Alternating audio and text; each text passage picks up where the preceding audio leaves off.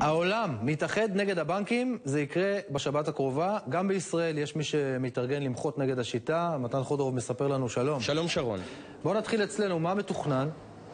זה אמור לקרות במוצאי השבת הקרובה ב8 בערב. כאן על הרחבה הזו שמאחוריי אמורים להתקבץ מאות בני אדם במה שמכונה הגרסה המקומית של המחאה העולמית נגד הבנקים. בוא נסביר, זה עומד להתקיים במקביל בהרבה מאוד מדינות, החל מארצות הברית, שם ייבנו אוהלים. זוכר אוהלים? אז גם שם מוחים כנראה בצורה הזו, וגם באיטליה, בגרמניה, בספרד, בבריטניה, בבלגיה, בהולנד, בכל המקומות האלה עומדים להקרין על מסקי ענק הפגנות שהתקיימו בכל העולם נגד הבנקים. והנה מתברר שעכשיו גם בישראל מצטרפים למהלך הזה, ואולי בהשראת המאבק החברתי התמקמו להם הפעילים כאן ברוטשילד, פינת רחוב שדל, מקום שמאכלס הרבה מאוד הנהלות ראשיות של הבנקים הגדולים בישראל, לא רחוק גם מבניין הבורסה שנמצא בערך 100 מטר מאיתנו, וכאן אמורה להתקיים ההפגנה הגדולה נגד הבנקים בשבת הקרובה. מה שמעודד זה שמסתבר שזאת לא רק בעיה ישראלית, כלומר העמלות מעיקות, הריביות, אבל מה בגדול המטרה של היוזמים? אז קודם כל זו לא בעיה ישראלית, אבל אתה יודע, זה מעניין. כאן מוחים נגד הרווחים הגבוהים של הבנקים, 2 מיליארד שקלים ביחד רק ברבעון השני של 2011,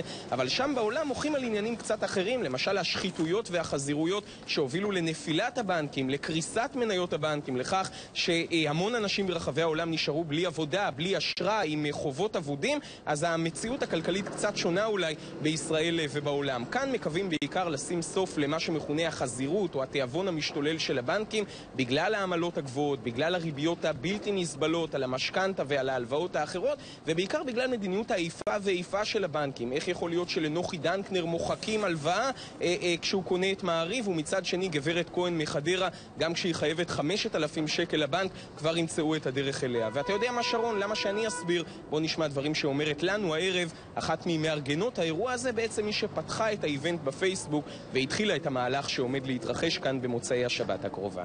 מה שקורה בכל העולם בעצם בא לידי ביטוי גם בישראל. אנחנו באמת רוצים להביא למודעות שהבנקים עושים פה קצת בלגן עם כספי הציבור, בהלוואות שלהם לטייקונים. נסביר על מה זה ריכוזיות של הבנקים, עמלות גבוהות שהבנקים גובים. זה אירוע חשוב וחשוב שכולם יגיעו.